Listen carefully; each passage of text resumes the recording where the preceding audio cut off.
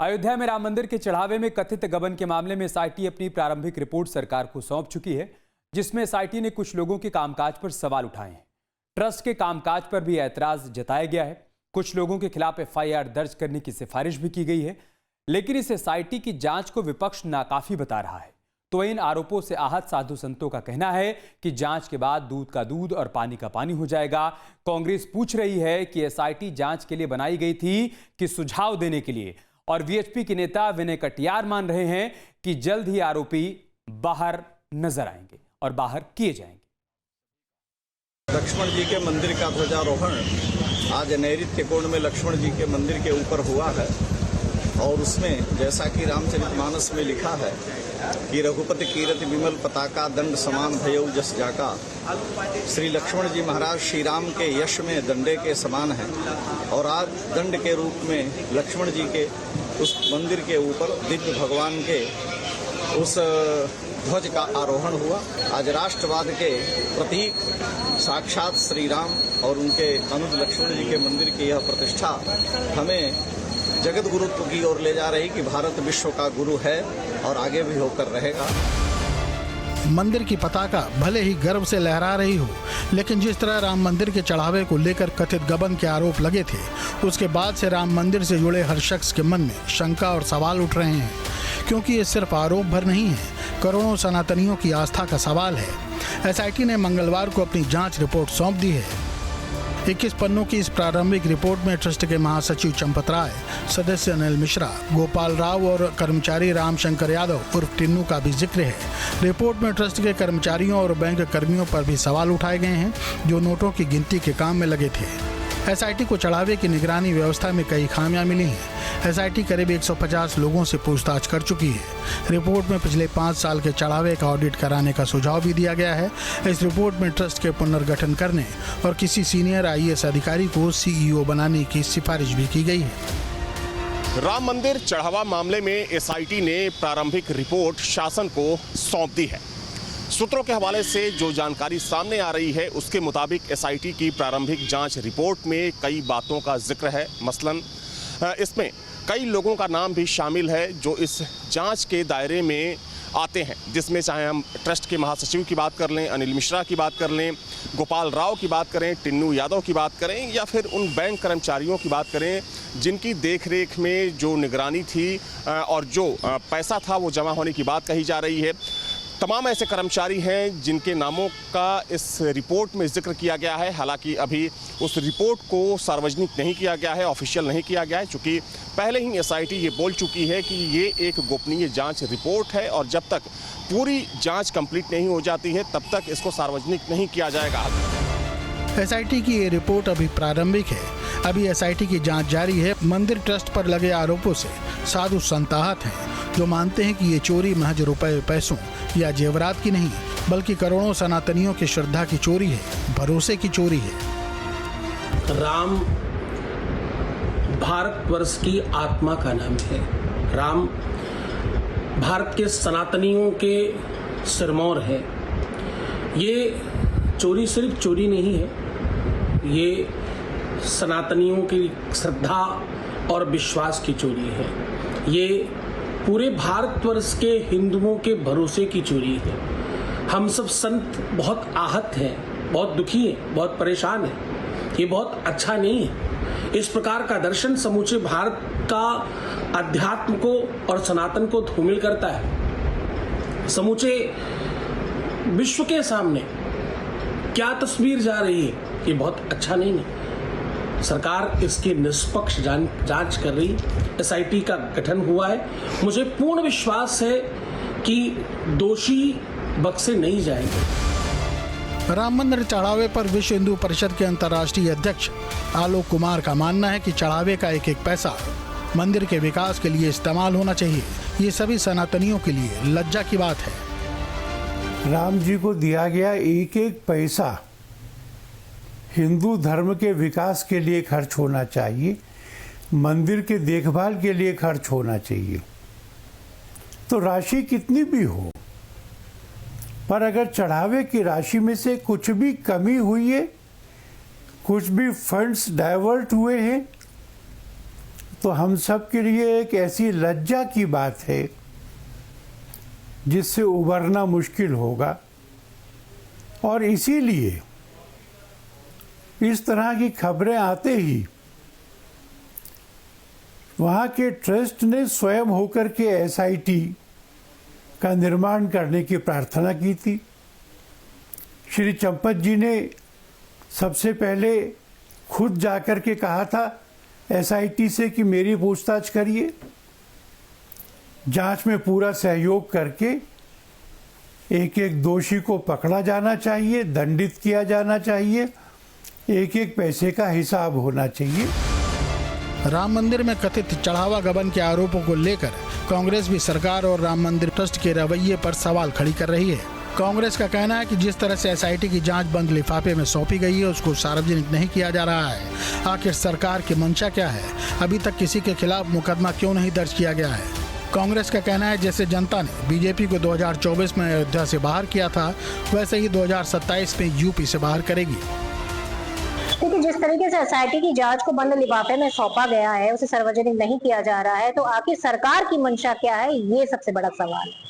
जिस तरीके से चाहे चंपत राय हो, चाहे अनिल मिश्रा हो और चाहे गोपाल राय हो, तो इन सब पर जिस तरीके की उंगलियां उठ रही हैं, उसके बावजूद भी आज तक किसी को अपने पद से नहीं हटाया गया है, कोई एफआईआर नहीं की गई है, किसी को जेल नहीं भेजा गया है, कोई बुलडोजर कार्रवाई नहीं हुई। ये अपने आप में साबित करता है कि किस तरीके से सरकार बचाने का काम कर रही है। ये अपने आप में पाप है जो प्रभु श्री राम देखेंगे। और मुझे लगता है कि जिस तरह से अयोध्या से इन्हें बाहर किया था, 2027 में इन्हें उत्तर प्रदेश से भी बाहर करेंगे।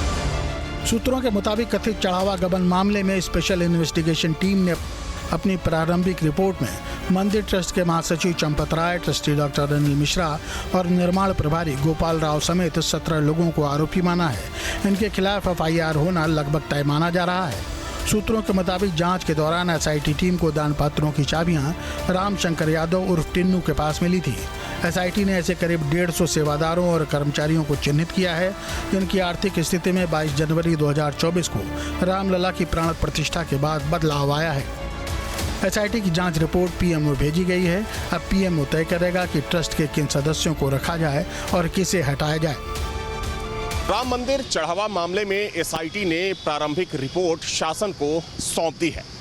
सूत्रों के हवाले से जो जानकारी सामने आ रही है उसके मुताबिक एसआईटी की प्रारंभिक जांच रिपोर्ट में कई बातों का जिक्र है। मसलन इसमें कई लोगों का नाम भी शामिल है जो इस जांच के दायरे में आते हैं, जिसमें चाहे हम ट्रस्ट के महासचिव की बात कर लें, अनिल मिश्रा की बात कर लें, गोपाल राव की बात करें, टिन्नू यादव की बात करें या फिर उन बैंक कर्मचारियों की बात करें जिनकी देखरेख में जो निगरानी थी और जो पैसा था वो जमा होने की बात कही जा रही है। तमाम ऐसे कर्मचारी हैं जिनके नामों का इस रिपोर्ट में जिक्र किया गया है। हालांकि अभी उस रिपोर्ट को सार्वजनिक नहीं किया गया है, ऑफिशियल नहीं किया गया है, चूँकि पहले ही एसआईटी ये बोल चुकी है कि ये एक गोपनीय जांच रिपोर्ट है और जब तक पूरी जांच कंप्लीट नहीं हो जाती है तब तक इसको सार्वजनिक नहीं किया जाएगा। आपको बता दें कि सूत्रों के मुताबिक एसआईटी ने अपनी रिपोर्ट में जिन्हें संदिग्ध माना है उनमें ट्रस्ट के महासचिव चंपत राय हैं, जिनके ऊपर मंदिर की पूरी व्यवस्था संभालने की जिम्मेदारी है। डॉक्टर अनिल मिश्रा ट्रस्ट के सदस्य हैं जो मंदिर की व्यवस्था में सहयोग देते हैं। गोपाल राव मंदिर निर्माण प्रभारी हैं जो जमीन खरीद के भी प्रभारी हैं। रामशंकर यादव और टिन्नू ट्रस्ट के कर्मचारी हैं और मंदिर की व्यवस्था देखते हैं। लवकुश मंदिर कर्मचारी हैं और चढ़ावे की गिनती का काम करते हैं। राजेश पाठक भी कर्मचारी हैं और चढ़ावे की गिनती के काम में रहते हैं। अनुकल्प मिश्रा भी ट्रस्ट के कर्मचारी हैं, वो भी चढ़ावे की गिनती के काम करते हैं। और केडी तिवारी भी ट्रस्ट के कर्मचारी हैं जो चढ़ावे में आए सोने चांदी की जिम्मेदारी संभालते हैं। राम मंदिर दान मामले में 3 सदस्यीय एसआईटी इस पूरे मामले की जांच कर रही है। देखा जाए तो इसमें जो प्रारंभिक रिपोर्ट है वो यूपी शासन को सौंपी जा चुकी है। चूँकि पूरे मामले पर पीएमओ की भी नज़र बनी हुई है। चूँकि एसआईटी एक बार फिर से अयोध्या पहुंच रही है, माना जा रहा है कि इसमें कुछ लोगों पर मुकदमा भी हो सकता है। हालांकि ये तय माना जा रहा है कि इसमें जो भी दोषी होंगे उनके खिलाफ कड़ी कार्रवाई होने वाली है। हालांकि मुख्यमंत्री ने ये भी कहा है कि इस पर अभी बहुत ज़्यादा बयानबाजी करने की ज़रूरत नहीं है जब तक एसआईटी की पूरी जांच रिपोर्ट सामने नहीं आ जाती। सूत्रों के मुताबिक मंदिर के सेवादारों को मंदिर में हो रहे कथित गबन की जानकारी थी, लेकिन इसमें बड़े लोगों के नाम होने के कारण वो कुछ बोल नहीं पा रहे थे। पिछले 2 सालों में टिन्नू का दबदबा बढ़ा तो मंदिर में दूसरे गुट को ये रास नहीं आया उस गुट ने टिन्नू से करीबी बढ़ाई और जानकारी हासिल कर बाहर पहुंचा दी, जिसके बाद चढ़ावा में कथित गबन की पोल खुल गई। राम मंदिर में चढ़ने वाले चढ़ावे को लेकर सबसे पहले समाजवादी पार्टी ने प्रश्न उठाया, जिसके बाद इस पर सियासत तेज हो गई। हालांकि उसके बाद ट्रस्ट ने साफ किया कि समय समय पर जो दान चढ़ता है उसकी ऑडिट होती है और एक बाकायदा पूरा सिस्टम है, पूरा एक मैकेनिज्म है, उसके जरिए जो दान पात्र हैं, जो दान है, उसकी मॉनिटरिंग की जाती है। हालांकि मामला जब तूल पकड़ा उसके बाद सरकार ने एसआईटी का गठन किया और देखा जाए तो इस मामले में जांच अभी भी चल रही है। माना जा रहा है कि बहुत जल्द इसमें कुछ और नई चीजें सामने आ सकती हैं। एसआईटी की रिपोर्ट सौंपे जाने के बाद भी विपक्ष को ये रिपोर्ट रास नहीं आ रही है। अयोध्या के सांसद कह रहे हैं कि ऐसी एसआईटी का क्या मतलब जिसमें कोई एफआईआर नहीं। ये पता चला है कि गोबर में भी रुपए छुपाए गए थे। उस रिपोर्ट का कोई मतलब नहीं, न तो किसी प्रकार की गिरफ्तारियां हुई, जबकि एसआईटी टीम जो गठित हुई थी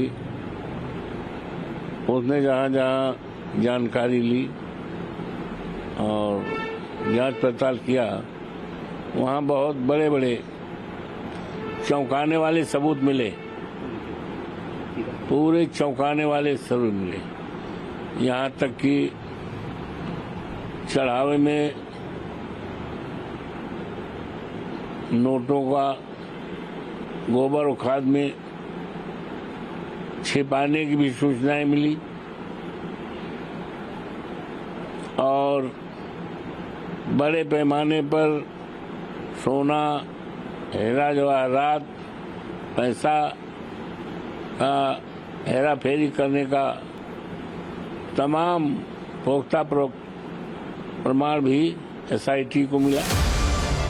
समाजवादी पार्टी के राष्ट्रीय अध्यक्ष ने आरोप लगाते हुए कहा है कि वहां से सीसीटीवी हटा लिए गए, अब जांच दिखावे के लिए की जा रही है। प्रभु श्री राम, उनके स्थान पर इतना बड़ा भ्रष्टाचार हुआ हो, सीसीटीवी के फुटेज गायब है और उससे भी क्या घटिया काम करा रहे हैं बताओ। क्योंकि उसके नाम के पीछे यादव लगा है तो बोले हमारा रिश्तेदार है। वहीं बीजेपी के पूर्व सांसद बृजभूषण शरण सिंह ने कहा कि विपक्ष को एसआईटी की जांच कभी रास नहीं आएगी और एसआईटी पर नहीं जांच पर विश्वास नहीं है। किस एजेंसी पर? देखिए वो विपक्ष में है, जिसकी भी जांच लगेगी उसको ये कहेंगे कि एक बार इस पर विश्वास नहीं है। जांच की रिपोर्ट आने दीजिए, रिपोर्ट बताएगी कि जांच सही हुई है कि नहीं सही हुई है और तब तक चुप रहना चाहिए। लेकिन जो शख्स मंदिर आंदोलन की शुरुआत से जुड़ा रहा, उसे अब इन आरोपों को लेकर बड़ी कोफ्त होती है, जो कह रहा है कि अब जांच के बाद सभी दोषियों को बाहर किया जाएगा। और जो आप सोच रहे हो ये सब बाहर जाने वाले हैं, जल्दी ही इनका निष्कासन हो जाएगा, कोई मतलब नहीं है, सब नई भर्ती होगी, इसलिए आप चिंता मत करिए। वहीं एसआईटी के सुझावों को लेकर कांग्रेस योगी सरकार पर हमलावर हो चुकी है, जो पूछ रही है कि एसआईटी जांच के लिए बनाई गई थी या सुझाव देने के लिए। ये एसआईटी थी या सुझाव कमेटी थी? सुझाव कमेटी थी या इन्वेस्टिगेशन कमेटी थी? ये बताएं ना भारतीय जनता पार्टी के लोग और एसआईटी के लोग। आप सुझाव दे रहे हैं, आपसे सुझाव मांगे गए थे, आपको चोरों को पकड़ने के लिए बोला गया था कि आप कैमरा बढ़ा दीजिए, ऐसा कर। ये सिर्फ और सिर्फ लिपापोती हो रही है। नीचे अयोध्या से लेके दिल्ली तक के जो चंदे के डकैत हैं, लुटेरे हैं, उनको बचाने की प्रक्रिया का हिस्सा है। मेरा स्पष्ट मानना है आदरणीय योगी आदित्यनाथ जी से कि इसकी एफआईआर कराएं। शेषावतार मंदिर के शिखर पर ध्वजारोहण कार्यक्रम में शामिल हुए आचार्य रामानंद दास इन आरोपों को कुचक्र मान रहे हैं।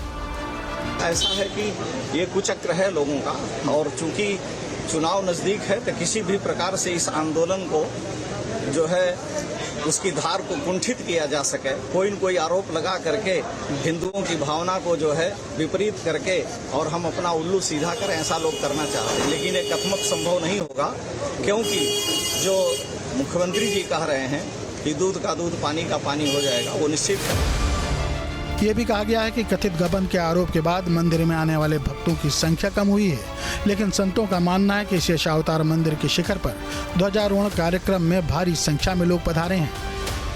स्वागत किया नहीं कोई नहीं, बिल्कुल देखिए सब श्रद्धालु आ रहे हैं, आनंद है। संत महात्मा हमारे थे, पूज्य राजकुमार दास जी महाराज थे, पूज्य गिरीश दास जी महाराज, शशिकांत दास जी महाराज, पूज्य मनमोहन दास जी महाराज, ट्रस्ट के लोग सब लोग थे पूरा। और नहीं कोई बात ही नहीं, सब आनंद चल रहा है। देखिए आप चारों तरफ। विश्व हिंदू परिषद के अंतर्राष्ट्रीय अध्यक्ष आलोक कुमार कह रहे हैं कि अब वो समय आ गया है जब जांच की जाए और आरोपियों के खिलाफ FIR दर्ज हो।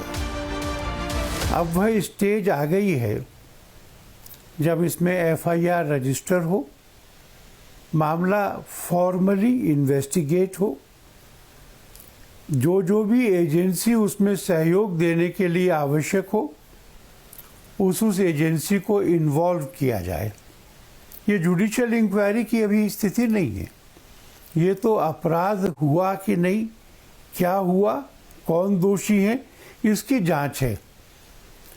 तो जो भी established methods under the law हैं, FIR से शुरू करके, वह सब होना चाहिए। अब आपको बताते हैं कि अब तक की SIT जांच में क्या क्या हुआ। 15 जून को ट्रस्ट के महासचिव चंपत राय और सदस्य गोपाल राव से जानकारी ली गई थी। 8 से 10 कर्मचारियों से करीब 6 घंटे तक पूछताछ हुई थी। 16 जून को चंपत राय और गोपाल राव से 4-4 घंटे तक सवाल जवाब किए गए थे। ट्रस्ट के 11 महीने के दस्तावेज खंगाले गए थे। चढ़ावा गिनने वाले कर्मचारियों से लंबी पूछताछ की गई थी। 17 जून को बैंक अधिकारियों और नोटों की गिनती से जुड़े कर्मचारियों से भी पूछताछ हुई। बैंक स्टेटमेंट और वित्तीय रिकॉर्ड की भी जाँच पड़ताल की गई। 18 जून को 10 घंटे मंदिर परिसर में SIT की टीम रही थी। डॉक्टर अनिल मिश्रा से 4 घंटे तक पूछताछ हुई। टिन्नू यादव से 1.5 घंटे तक पूछताछ चली। अनिल और टिन्नू के जवाब क्रॉस चेक भी किए गए।